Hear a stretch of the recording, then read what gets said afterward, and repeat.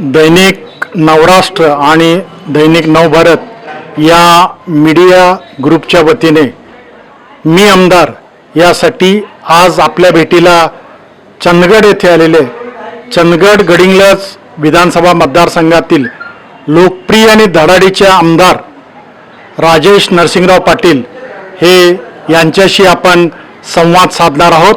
मी सर्वप्रथम नवराष्ट्र मीडिया ग्रुपतर्फे राजेश पाटील साहेब आणि त्यांच्या सर्व सहकाऱ्यांचं इथं स्वागत करतो. नमस्कार साहेब. नमस्कार. आज आपण विधानसभा निवडणूक 2024 करिता महायुतीच्या अजित पवार राष्ट्रवादी काँग्रेसच्या कोट्यातून उमेदवारी अर्ज दाखल केलेला आहे. दुसऱ्यांदा आपण या निवडणुकीला सामोरे जात आहे. या निवडणुकीच्या अनुषंगानं प्रचाराच्या अनुषंगानं आपण जय्यत तयारी केलेली आहे.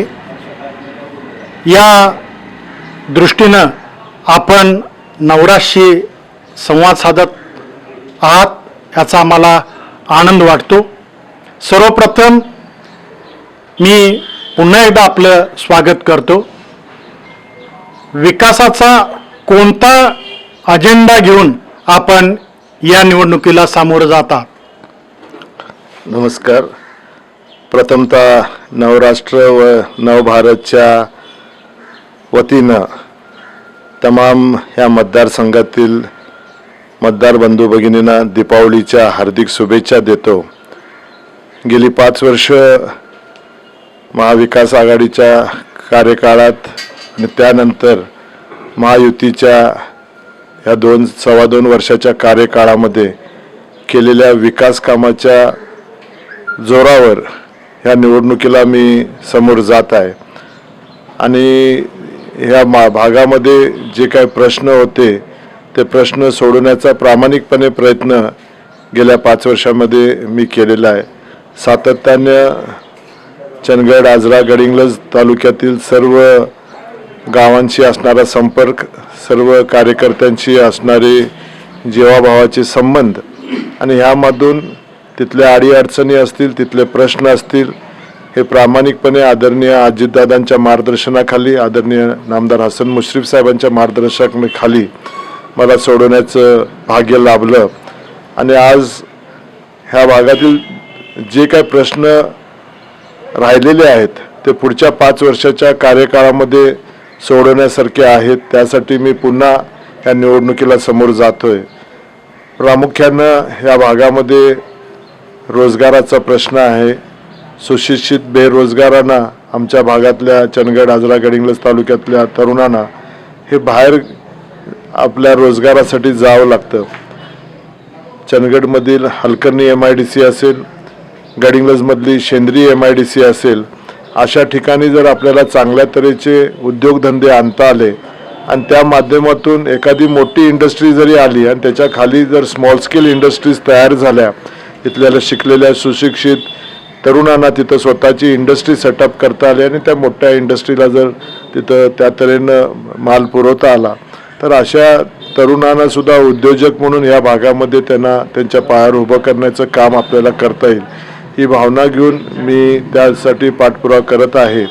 आणि मला विश्वास आहे की आज जे सॅच्युरेशन झालेलं आहे, मुंबई असेल, ठाणा असेल, पिंपरी चिंचवड असेल, बारामती असेल, कोल्हापूर असेल, या सर्व इंडस्ट्रियलायझेशनमुळं त्या शहरातनं जे काय पोल्युशनचा जो काय प्रादुर्भाव वाढलेला आहे, तर आज मला वाटतं शासन स्तरावरती असे धोरणात्मक निर्णय घेणं आवश्यक आहे की आपण ग्रामीण भागामध्ये हा रोजगार कशा तऱ्हेनं आपण निर्मिती करता येईल आणि ह्या इथनं जे जाणारे तांडे जे शहराकडे जातात ते कसे थांबवता येतील, हा धोरणात्मक निर्णय केंद्र सरकारनं आणि राज्य सरकारनं करणं हे आवश्यक आहे. आणि त्या दृष्टिकोनातून मी नक्कीच तो पाठपुरावा करेन.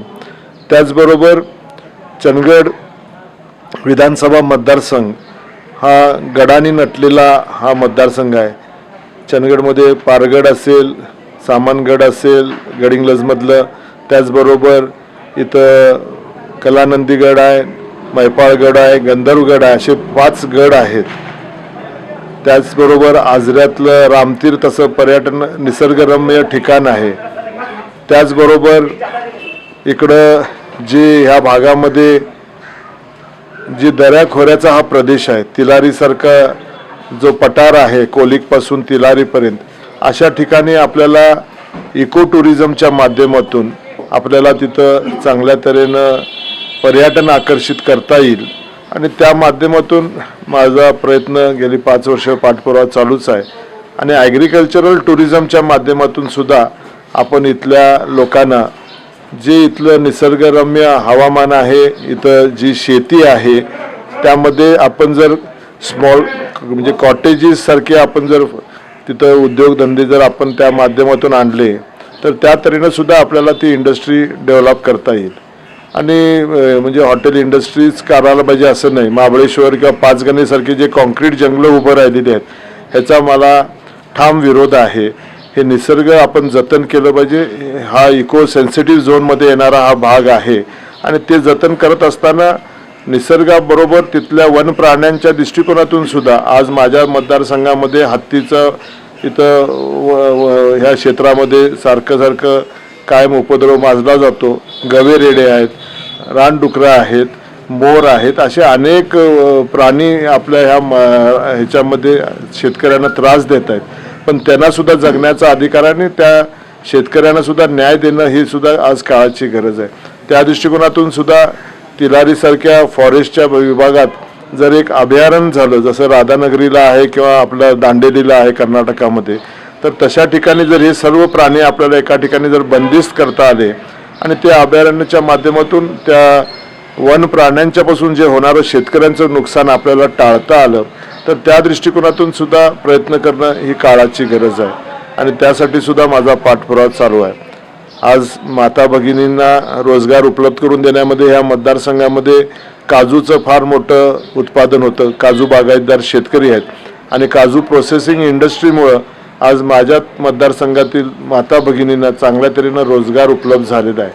मला विश्वास आहे की त्या इंडस्ट्रीसाठी सुद्धा मी गेल्या 5 वर्षामध्ये केलेलं काम, काजू महामंडळ स्थापन व्हावं म्हणून केंद्रातलं जे काजू बोर्ड आहे ते केरळाला होतं. ते खासदार संजय मंडलिक आणि मी त्याचा पाठपुरावा करून ते महाराष्ट्रात कसं आणता येईल त्याचा प्रयत्न केला, पण ते होत नाही. असं झाल्यानंतर आम्ही महाराष्ट्र सरकारलाच विनंती केली आणि महाराष्ट्र शासनानं काजू बोर्ड जे स्थापन केलं आणि त्याचं विभागीय कार्यालय आज चंदगडला सुरू केलेलं आहे आणि जे त्याचं मुख्य कार्यालय वाशीला ठेवलेलं आहे, त्या संदर्भात सुद्धा मी दीपक केसरकर साहेबांना आणि आदरणीय अजितदादांना विनंती केली की ते जिथं ही काजू उत्पादन होते त्या ठिकाणी मध्ये असावं. मग ते वेंगुर्ल्याला होऊन दे किंवा सावंतवाडीत होऊन दे, पण ते इथं कोकणात आपण ते आणलं पाहिजे. अशा तऱ्हेचा पाठपुरावा आम्ही केलेला होता आणि तो सातत्याने आम्ही करत राहू. आणि 3 विभागीय कार्यालय काढलेले आहेत, एक सिंधुदुर्गला आणि एक चंदगडला. आणि त्या माध्यमातून इथल्या काजू बागायतदारांना सुद्धा न्याय देण्याच्या दृष्टिकोनातून आम्ही प्रयत्न करतोय. काजूच्या मुरट्यापासून म्हणजे जे काजू बोंड म्हणतात त्या मुरट्यापासून सुद्धा चांगल्या तऱ्हेचं पेय तयार होऊ शकतं, म्हणजे ज्याच्यामध्ये कॅल्शियम आणि आयर्नचं कंटेंट चांगलं आहे आणि त्याच्या चोथ्यापासून तुम्हाला पशुखाद्य तयार करता येतं.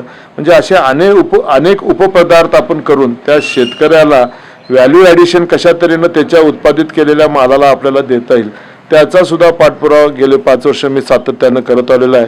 आणि त्यामध्ये केरळामध्ये संशोधन झाले, वेंगुर्ल्यामध्ये सुद्धा केसरकर साहेबांनी मी त्या तऱ्हेचं आम्ही हे केलं होतं. आणि ब्राझीलमधल्या एका ह्याच्याशी करार करण्याचा आमचा पाठपुरावा चालू होता, पण आता मध्येच निवडणुका लागल्यामुळे ते थांबलेलं आहे. नक्की त्या दृष्टिकोनातून सुद्धा आम्ही प्रयत्न करेन आणि शेतकऱ्यांच्या जीवनामध्ये जर आर्थिक उन्नती त्याला साध्य करून देता आली तर त्याच्या दृष्टिकोनातून हा आमचा पाठपुरावा असणार आहे. आणि त्यासाठी लागणारी जी काय यंत्रणा असेल, सामग्री असेल किंवा जी टेक्नॉलॉजी असेल ती आपल्याला इथं आणावी लागेल आणि तो प्रयत्न नक्कीच पुढच्या 5 वर्षाच्या कार्यकाळामध्ये आम्ही करत राहू. 2.5 वर्षात कोट्यावधीचा विकास निधी गडिंग्लज विभागातील आजरा, चंदगड आणि गडिंग्लज तालुक्यात आपण खेचून आणला.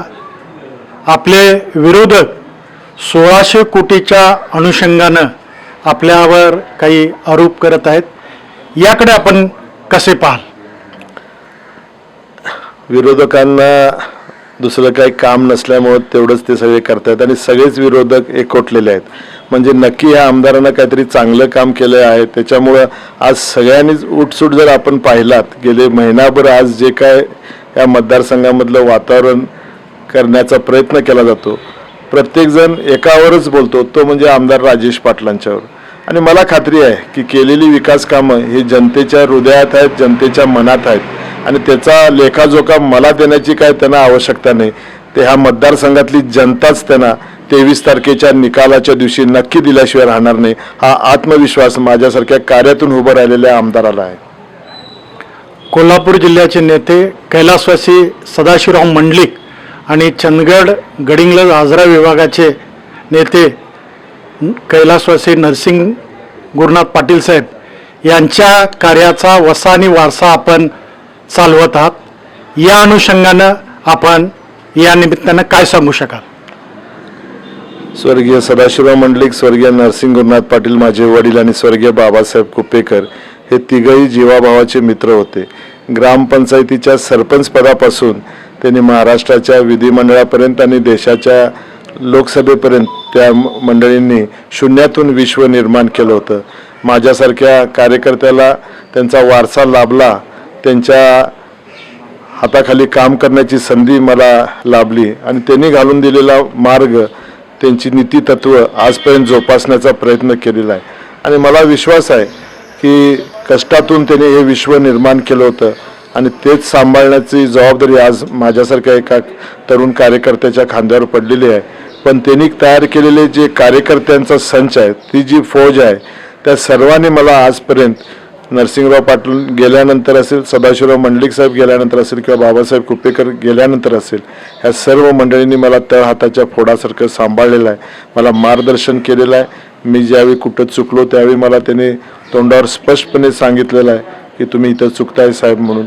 आणि जे काही योग्य असेल ते करण्याच्या दृष्टिकोनातून त्यांनी सुद्धा मला मार्ग दाखवलेला आहे. त्यामुळे त्या जनतेचा मी ऋणी आहे आणि मला विश्वास आहे की ही निष्ठावंत मंडळी जे आयुष्यभर ज्यांनी नरसिंगराव पाटलांची पाठराखण केली, सदाशिवराव मंडलिकांची केली आणि बाबासाहेब कुपेकरांची केली, ती माझ्याबरोबर सुद्धा आज तीच पिढी माझ्यासोबत आहे. आणि त्या माध्यमातून त्यांनी घालून दिलेले आदर्श डोळ्यासमोर ठेवून जो पुरोगामी विचार होता, शाहू फुले आंबेडकरांचा विचार होता, ते जोपासण्याचं काम या मतदारसंघामध्ये प्रामाणिकपणे मी करत आहे. धन्यवाद आमदार साहेब.